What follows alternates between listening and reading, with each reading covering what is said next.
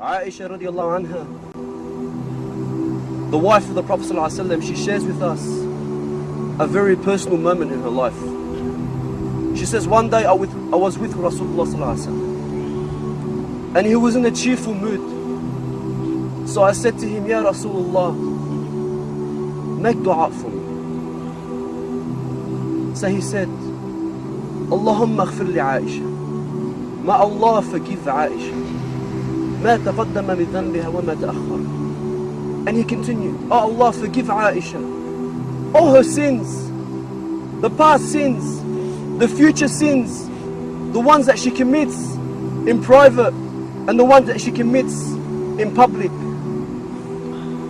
And Aisha was so happy that she started to laugh. So the Prophet ﷺ asked her, did that dua please you? Brothers, I want you to imagine that you were living at the time of the Prophet ﷺ, and he was your best friend, and you asked him, make dua for me, and he made the same dua for you. How happy would you be? So he says to Aisha, did that dua please you? She says, Ya Rasulullah, how could that not please anyone? He says, Wallahi, by Allah, إنها لدعوة لأمتي في كل صلاة.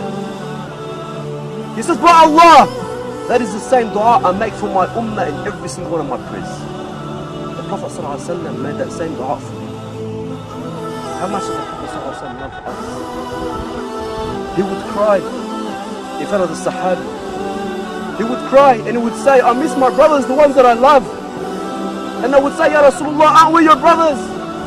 He would say, no, you are my companions. But my brothers are the ones that will come after me. And they will believe in me. And they would never have seen me. This is you, brothers. The Prophet ﷺ is crying because he misses you. He would stay the night praying to Allah, crying out to Allah, my ummah, ummati, ummati. The Prophet ﷺ is crying for you. When was the last time you cried for the Prophet ﷺ?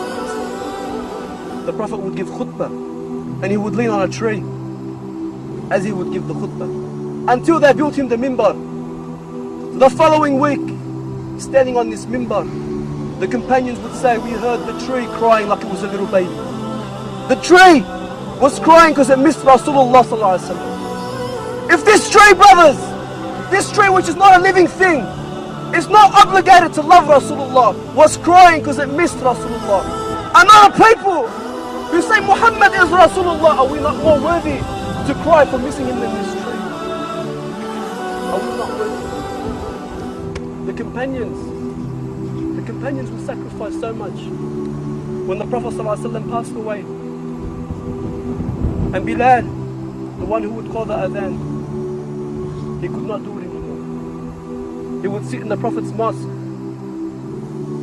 and he would imagine looking at the house of Aisha where it was the grave of the Prophet ﷺ, and he would imagine the Prophet walking across the Rawdah and saying to Bilal, Arihna biha ya Bilal.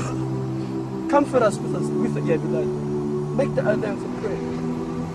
And so Bilal could not stand living in the city of Medina without Rasulullah ﷺ. Every street, every corner, every rock, everything would remind him this is where the Prophet ﷺ was.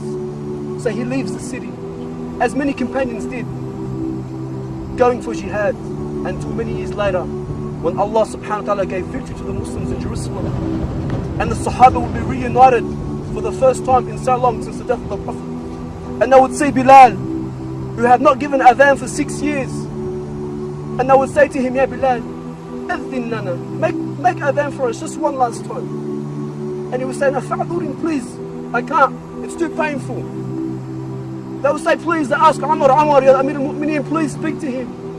Until Umar spoke to him and he agreed. And say Bilal would get up to make this adhan, the first time since the death of the Prophet ﷺ. And he would call the adhan. The memories, the sweet times, the fragrance of the Rasulullah, his warmth, his compassion would come back to the Sahaba and they would all cry. Could you imagine Umar crying like a little child?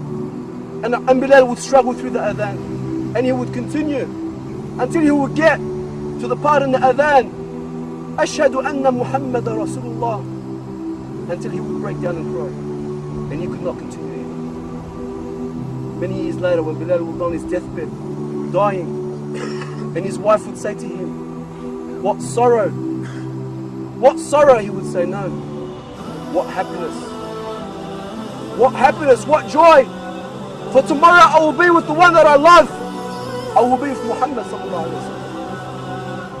How many of us cry for Rasulullah? How many of us love the Prophet sallallahu alaihi wasallam like the way he should be loved?